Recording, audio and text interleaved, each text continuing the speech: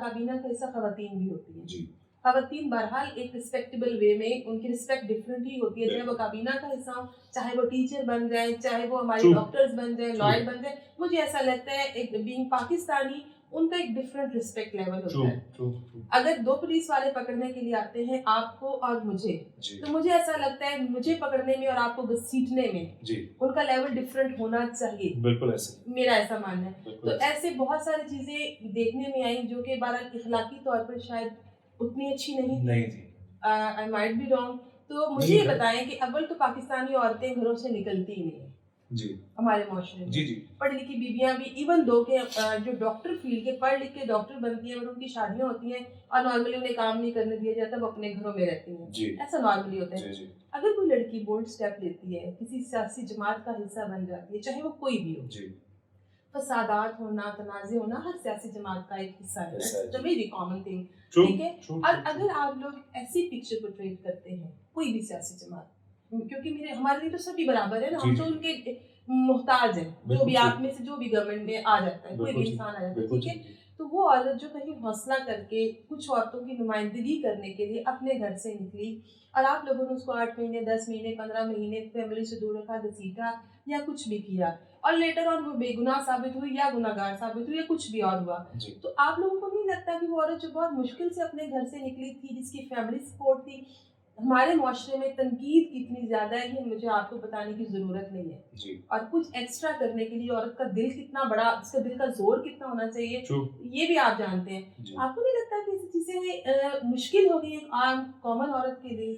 اور دیکھیں پہلے ہی کلچرل چیلنجز میں جکڑا ہوا ہے یہ. ہماری بڑا ایک کمپلیکسٹیز والا ایک ہمارا معاشرہ ہے. اس میں عورت کے لیے پہلے سے ہی بائی برتھ سچویشن اتنی فیوریبل نہیں ہے, انفارچونیٹلی بائی کلچر اتنی فیوریبل نہیں ہے.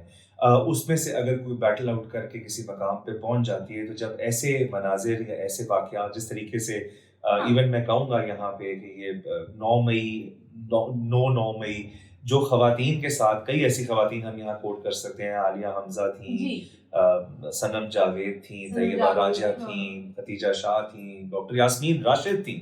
سب سے بڑی بات ہے کینسر پیشنٹ ہے, ضعیف عورت ہیں, بہت ساری ایسی خواتین. یہ جو رویہ رکھا گیا, میں سمجھتا ہوں اس سے ان کے کئی لوگ مینٹلی ٹف ہوتے ہیں, تو وہ تو اس سے مزید ابھر کے آتے ہیں, اب مزید نکھر کے آتے ہیں.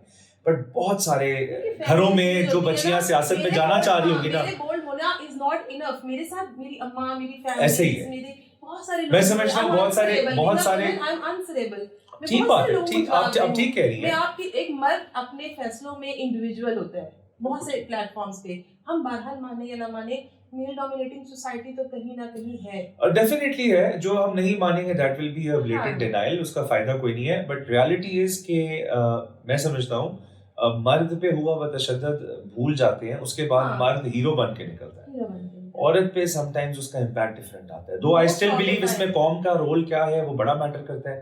اب جس طریقے سے میں تحریک انصاف کے کارکنان ان خواتین کو رسپیکٹ دے رہے ہیں, اور جس طریقے سے ان کو اپلوڈ کر رہے ہیں, ان کو ویلیو کر رہے ہیں, اس سے پھر ان کا تھوڑا حوصلہ بڑھے گا. ورنہ ڈیفینیٹلی فار وومن یہ بہت مشکل ہے اس سچویشن سے باؤنس بیک کرنا.